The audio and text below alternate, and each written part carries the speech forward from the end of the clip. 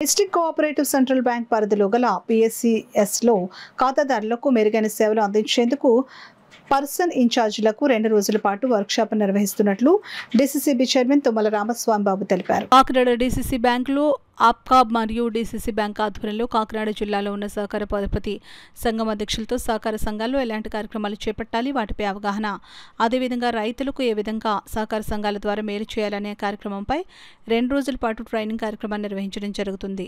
ఈ కార్యక్రమాన్ని వందే మాతరంతో మొదలుపెట్టి ప్రారంభించారు. కార్యక్రమానికి ముఖ్య అతిథిగా DCCB చైర్మన్ తుమ్మల రామస్వామి బాబు హాజరై మాట్లాడుతూ, మనం కూర్చున్న కుర్చీ ఒక ముళ్ల కిరీటం అని, ఎంత బాధ్యతగా పనిచేస్తే మన సొసైటీ మరియు DCCB బ్యాంక్ లాభాల బాటలో నడుస్తుందని, అదేవిధంగా గ్రామాల్లో రైతులకు ఎప్పుడు అందుబాటులో ఉంటూ రుణాలు ఇచ్చే విధంగా ప్రతి ఒక్కరూ సహకరించాలని, రికవరీలు కూడా ప్రెసిడెంట్లు సహకరించాలని తెలియజేశారు.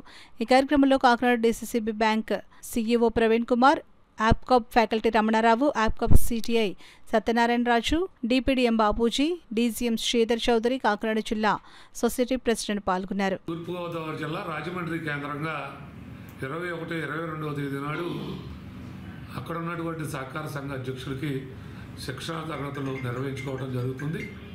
ఏదేమైనా సహకార సంఘం బలోపేతం చేసే విధిగా ఈ సహకార సంఘ అధ్యక్షులందరినీ కూడా వారికి తెలియజేయడం కోసమే ఈ శిక్షణ తరగతులు ఈ DCCB నుంచి నిర్వహించడం జరుగుతూ ఉంది.